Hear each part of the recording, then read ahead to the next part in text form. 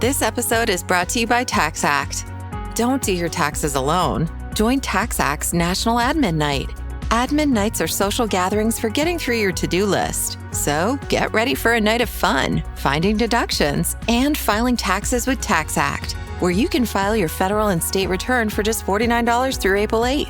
Let's get together and get them over with. Visit taxact.com/admin-night for details.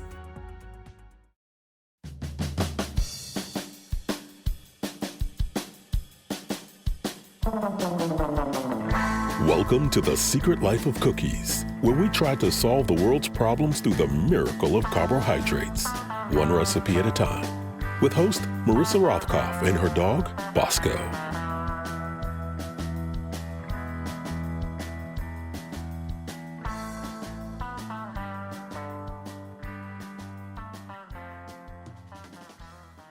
Hello and welcome to The Secret Life of Cookies. I am, as you probably know, Marissa Rothkopf, and at my side for the recording of this podcast is not, alas, my dear Bosco, who did pass away this past August and hopefully is living near a rotisserie chicken and cheese store somewhere in the afterlife.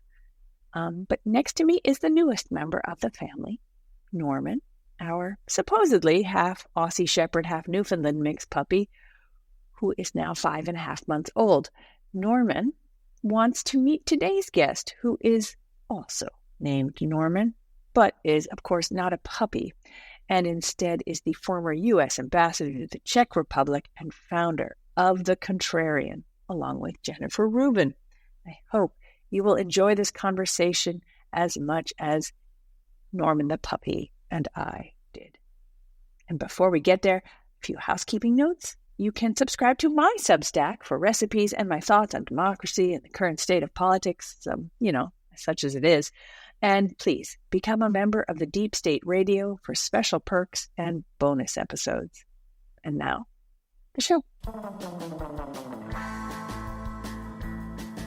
Hello, and welcome to The Secret Life of Cookies. I have as my guest today Norman Eisen, who it is a pleasure to have on. For those of you who maybe haven't been following along entirely or forgotten all the details of Ambassador Eisen's ambassador once to the Czech Republic, Eisen's CV highlights include being co-counsel for the House Judiciary Committee during. We had a President Trump at one point, I think, and he had his first impeachment. I beg your pardon, I never heard of him. Never heard of him. And la la la. And also, you, among other books that you've written, wrote one, your most recent one, really, that I really never wanted to read again, called Overcoming Trumpery: How to Restore the Rule of Law and Democracy. And yet, Ambassador Eisen, here we find ourselves again with a trusty copy of that book with us. So at our side, how you doing? Well, I normally answer that question, great. I need to find a new stock answer, Marissa, for the era of Trumpery. Yes. I am losing myself in fighting back, helping lead the Democratic surge against Donald Trump's autocratic shock and awe. That's small d. That's small d Democratic. And my wife is preparing all of my favorite cookies to power me through. Okay. And I'm sort of arriving on the secret life of cookies, with the public life of a cookie consumer. I appreciate that. Cookie baker, meet cookie eater. Most of my guests have that very positive trait of being cookie eaters. I will get on the subject of cookies. I heard Donald Trump hates dogs and he hates cookies. All those things are I don't trust a person who, unless they had terrible allergies, I make excuses for all those things, or an apartment where they couldn't get them, who don't have pets. Sorry. I think that it's a sign if someone doesn't like pets. I mean, what? Well, What? it's obviously he doesn't like to share the That was the first attention. warning sign of Trumpery, the coming dictatorship. I've been talking about that on this podcast for a long time. I want to point that out. But, I think maybe your answer is pretty good. When people say, how are you doing? Pretty good. Fighting for democracy.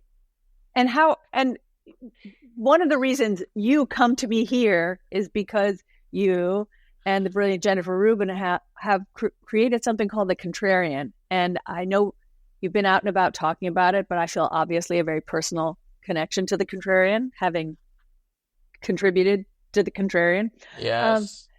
Just give people a little backstory about how you got to here with Jen.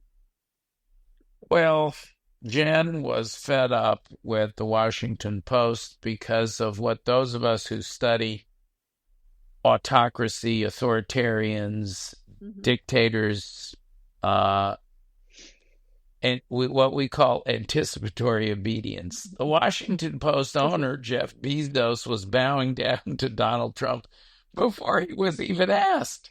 The editors pulled a anti-Trump cartoon. They wouldn't let the newspaper that endorsed Kamala Harris, which was the choice of the editorial board. Bezos is, having Amazon give large sums to Donald Trump's inaugural. The whole thing got to be too much.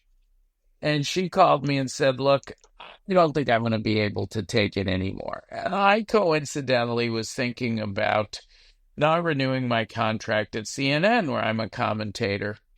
And so we agreed that we would get together and have an outlet that would not pretend that Donald Trump was not doing these terrible things. Right. We just would report on the truth. It's not that, we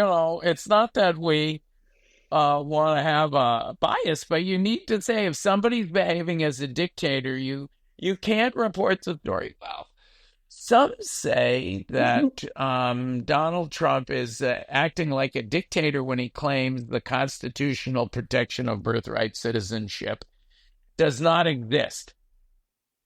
And some people say they disagree. It's not a two sides thing. Donald Trump is violating the Constitution. That is the story. When he claims he's not, he's lying when he says he's not doing. That is the truth. And you can't, the old rules when we had presidents who there was a debate, it doesn't apply anymore. You got to start with. So that's why we started the Contrarian. But let's admit it, it's very grim just to be reporting on all this stuff. So one of our first calls, because we're huge fans of The Secret Life of Cookies, one of our first calls was to Marissa, because we think if you're going to have a good outlet, it's got to be politics and law, but it has to be humor and culture and cooking and pets. So we called Marissa, who was one of our first cooking contributors, and we called Andy Borowitz, the humorist, who does humor postings for us. And we have a weekly Pets of the Contrarian feature. I think, Marissa, we should only be featuring Contrarian pets. Like my late beloved cat, Pete. Pete had a mind of his own. Definite, such a strong personality. He thought he was a human. He did not want to be a cat. Wanted to be a human. When we were having dinner, he would come and now, we don't sit on the dining room table. He would sit on the dining room table to eat his dinner. So he was not getting all the human, but he was like 90% there. He wanted to have his dinner on the table with us. I don't see anything wrong with that. My cats are similar. Pete thought he was a human. Sweetest cat in the world. I miss that, Pete. So we have a pets feature, humor, cooking, and the rest, and that's who we are. I'm so pleased to tell you it's one of the fastest takeoffs in the history of Substack. We're not even 3 weeks old. We have hundreds of thousands of subscribers, many, many paid subscribers. We're getting over 1 million views a day. And we're just loving life. They still have me back at CNN almost every day, even though I quit. And that's okay. I'm a free agent now. I'm going on MSNBC too. But most of all, our nation's most important video program, The Secret Life of Cookies, video and podcast. I'm assuming since we're on video, will this video It depends. be released, or will it be audio only? It will probably be audio only until I shift my unless I start. Hold on.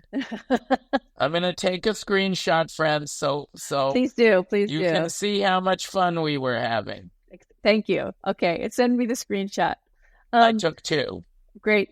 I may be moving my podcast to Substack soon, so it can be live cooking, live talk with people like you. So there are a lot of contrarians I want to get on my podcast and talk to about all the important things that are going on along with cookies. I think one of the nicest things was my cookie recipe, which was a bedtime cookie that was meant to help us all self-soothe with a glass of milk. It had all the ingredients to help you fall asleep, whole grains, melatonin from dried cherries. I mean, I went to town, on making it sleep friendly because I myself had been, I don't know why, little issue with the insomnia lately. And we refer to it as Trumpsomnia. Trumpsomnia cookies. That's what so these were bedtime cookies because I didn't want to mention the word Trump. The cure. I'm going to sell them. Here's your tagline. The cure for Trumpsomnia. The cure for Trumpsomnia. And I was so touched and heartened and pleased with the response. Everybody was like, yeah, darn it, we need some cookies at the end of this week. And that sort of has fed into, The Secret Life of Cookies started during COVID times when it was COVID and Trump at the same time. Yeah. And that was really hard for people. And that it was amazing when we found a vaccine for both. It looked so good for our country. What is this vaccine you're talking about? Vaccines. So those are a thing? Vaccines? Can we have them? Or no? They're going to, oh no. If we're safe unless both RFK Jr. and Tulsi Gabbard are confirmed, but there will be a kill switch if they both make it into government.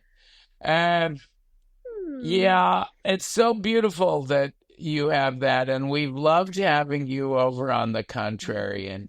And I think, as you can tell, and by the way, Marissa and her brother David, it's the first brother-sister act where I've been on matching sibling podcasts. I gotta tell you, your podcast is much more fun than David's. I love it. But it's very serious. He's very alarmed. Yeah, he is very alarmed. And when David gets alarmed, as his baby sister, I get alarmed. His voice never gets louder. The more alarmed I get, the louder my voice is. His voice doesn't with the content. No. My father was very keen on us having what he would say to me, especially dulcet tones. He wanted He wanted us to have dulcet tones. He didn't want us to sound loud, I suppose. I, along with doing things like The Secret Life of Cookies and developing bedtime cookies, am a professor of journalism at Montclair State University. And I started out, I've been doing this for 7 years. I should probably write an essay about how it's changed, how teaching journalism in 7 years has changed. It's been rather dramatic. Most of the drama has occurred in the past couple of weeks. To me, I started off my class. It's only been in session for about 2 weeks. I started off my class showing them the clip of Jim Acosta leaving and wishing us all to not give up the lies and not give into the fear. And then I segued directly into showing them Paul Krugman's piece in the Contrarian about him leaving the New York Times after 25 years and why. And I would love to hear what you have to say. What would you say to students who are just now sticking their toe into the roiling waters of journalism? I would say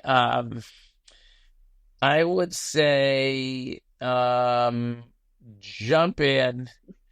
If you just put in your toe, the waters will feel too hot. Just, bite down and jump in. The journalism will exist as a career and as a profession no matter what. And it goes through hard times and better times. I actually think that we're on the cusp of another heyday of journalism in which everybody can be their own Graham or Oakes Sulzberger family, the great families that gave us the Washington Post and the New York Times, respectively, because you can star yourself on a Substack or other platforms, YouTube. You can partner with people, as Jen and I have done, with wonderful contributors like you and Paul Krugman, Larry Tribe, and the TikTok star Olivia Juliana. I mean, it's every different kind of person on the Contrarian. We kind of built our own newspaper in 3 weeks. Yep. And we're still building it. We're still building it. We're way ahead of where the New York Times was after 3 weeks, I'll tell you that. That's a very good way of putting it. Back in the 19th century. And what I would say is that come on in, experiment with the form. Look, journalism does go through hot and cold periods. If you've ever read Dostoevsky, there was a time when Dostoevsky was trying to make ends meet by selling his journalism piece by piece to editors in Europe. And it was a rough living. Yeah. So, no matter how bad your lives are, journalists, it will never be the equal of Dostoevsky. So I would say, though, and find out if you're a good journalist, find out if you have an audience, find out if you love it. And if not, there's always law school. That's right. That's where I'm pushing my son, but that's a conversation for another day. There are some exciting changes underway at the DSR Network, and we're so happy to share them all with you. In response to requests from our listeners, we're making it easier to find the podcasts you want where you want. Starting February 1st, We're All Gonna Die Radio, Words Matter, and Above Average Intelligence will be available exclusively in their individual podcast feeds. We're also revamping some of our shows with new logos and new looks, so stay tuned. To find the exclusive feeds for each show, click the link in the show description. And to support our work here at the DSR Network, and to get exclusive benefits like an ad-free listening experience, exclusive content, access to our Discord community, and more, please consider becoming a member. Use code DSR2025 to get 40% off your membership sign-up at thedsrnetwork.com/buy. That's code DSR2025 at thedsrnetwork.com/buy. Thank you, and enjoy the show.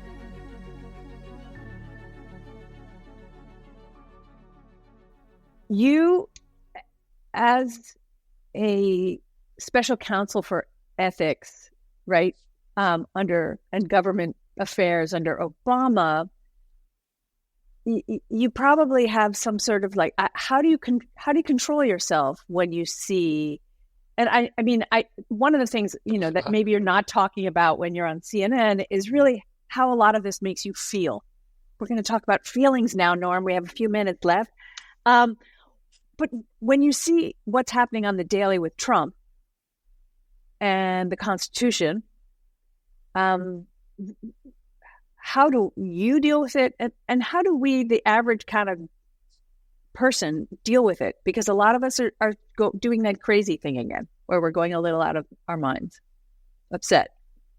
Well, as you can tell, I think the recipe for dealing with autocracy, or as I call it, Trumpery, my book over how to overcome Trumpery. Right. And I advocate the 3 L's, litigation, laughter, and liquor. You have to fight back. You have to fight back. And that's very serious. And you go to court, and that's the cutting edge. You deploy the rule of law to stop the predations on the rule of law. And so far, that's working. The rule of law, there's been 2 big cases. I've been involved, broadly speaking, in the nationwide litigation. And some of those cases have gotten TROs stopping Trump from doing the dictatorial stuff. And he's following. So far, he's not saying, I'm going to ignore the courts. And laughter, as you can tell, we've laughed and joked a little bit here. Mm-hmm. You have your niece is a professional, right? Yep. She's the she head writes writer for the John Oliver. For John Oliver. It's the funniest show there is. Absolutely. And handles the news in the funniest way there is. Well, so that show wins all the Emmys. Do they let her keep the Emmys, Marissa? Yeah, sure. Yeah. Okay, she had lots of doors and lots of doorstops. You know what I mean? So I have a friend who has an Emmy. She keeps it in her bathroom. It's the kind of one-upsmanship. It's like, not only do you not have an Emmy, when I go to use the bathroom, I'm reminded, not only do I not have an Emmy, but she's so humble. Norm, you're so arrogant, you would never leave it in your bathroom. Laughter. And then, I have my bourbon every day. And with a cookie. What kind of bourbon do you have? Do you have a brand I have a batch of them. I got very attached. It's in my book about the impeachment, The Widow Jane. It's an American bourbon in New York. It's made in New York. It's a delicious bourbon. That's like my shelf bourbon. That's, they stand by. And I have a bunch of others. I've got the least little bit left of Pappy Van Winkle that was given to me by a loyal client. I guess you could throw loyalty on there and the L's, loyalty. Because, you got to have a sense of, you got a community you're loyal to. Mm-hmm. So there's ways to get through autocracy. Right. And I've written about them. I'm practicing them. And cookies are all important part of the recipe. And don't focus only on democracy and law and the litigation. It'll depress you. It'll give you Trumpsomnia. Focus on the laughter and the liquor and the cookies, and then do a little bit of the other stuff. I like to say, people say, what? Marissa Rothkopf is on the Contrarian? She's a contributor? Why did you go to Marissa out of everybody? I said, because she does cookies with a little sprinkling of democracy flavor. And I think we do have to have our cultural life, and then have our humor, have our cooking, have our sports, and the things that give us joy, our pets. But put a little bit of sprinkling of democracy. The right wing is very good at that. They're like Joe Rogan. Come for the mixed martial arts, for the brutal mistreatment of our fellow humans. Stay for the fascism. And for another form of brutally mistreating each other. I actually like boxing and mixed martial arts and all those guy things. So, I'm not one to criticize. My wife thinks so horrible. She's like, how can you watch football? They're killing each other. They're all going to be vegetables in 20 years. But I'm sure but it's an outlet, and that's what we need. I know you have to leave soon. I just want to point out to people that who I wasn't recording in the beginning of this conversation. I do want to point out that my pet is named Norman, not after you. And I have put my dog, who is a puppy, only 5.5 months old, and he's the only one that I'm hoping for anticipatory and obedience out of. You know? Not Jeff Bezos. My dog, anticipatory obedience would be great. Not out of our publishers. It was like dog training school when, Trump brought Musk, Zuck, and Bees to heel. It was unbelievable seeing he brought them to heel, Marissa. Right. Without treats, without snacks. He didn't even have to barely call their name, and they did it, which is, as my puppy trainer would say, really a magnificent feat. They brought him the treats. That's right. Increments, litigation settlements. I have this puppy training thing all wrong. I need to use the Trump method. My dog should be bringing me things. I know you have to go. I do want to point out. I'm sorry we're having such a great time. I know. I do want to point out that I do have, and I send the recipe through to you, and it's also on my Substack, a recipe for bourbon pecan chocolate chip cookies. Perfect. I think you may need them. But I'm going to refer to them in my house. They'll be referred to as double bourbon pecan chocolate chip cookies because I'm going to have them with the bourbon on the side. That's how they're photographed on my Substack. Because I'll just send you off to have a little bit of a thought when things get too bad. I want you to envision what you see the contrarian cookie to be. Okay? So you can come back on another time and tell me how you see visualize. Yep. Visualize. I already know it came the anti-Trumpery cookie. It's an oatmeal raisin cookie. I like my cookies very well baked and crispy. With oatmeal raisin with cherries. I love a good dried cherry in a cookie. And big mini chocolate chips. Mini chocolate chips. That shall be anti-Trumpery cookie. I'm going to visualize it. Maybe you'll have me back and we'll bake some together virtually. I would love that. Thank you so much for being on. Thank you for The Secret Life of Cookies. Thank you for contributing to The Contrarian. Thank you for your wonderful approach to the age of autocracy. And let's fight this authoritarian together, one cookie at a time. One contrarian posting at a time. I'm grateful to be part of the Contrarian, and I also am so appreciative of what you guys are doing. So thank you. Thank you.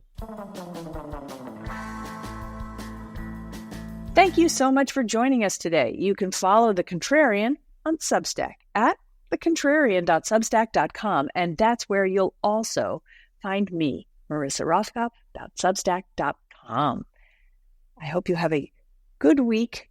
Keep it together, and don't be distracted by all the noise.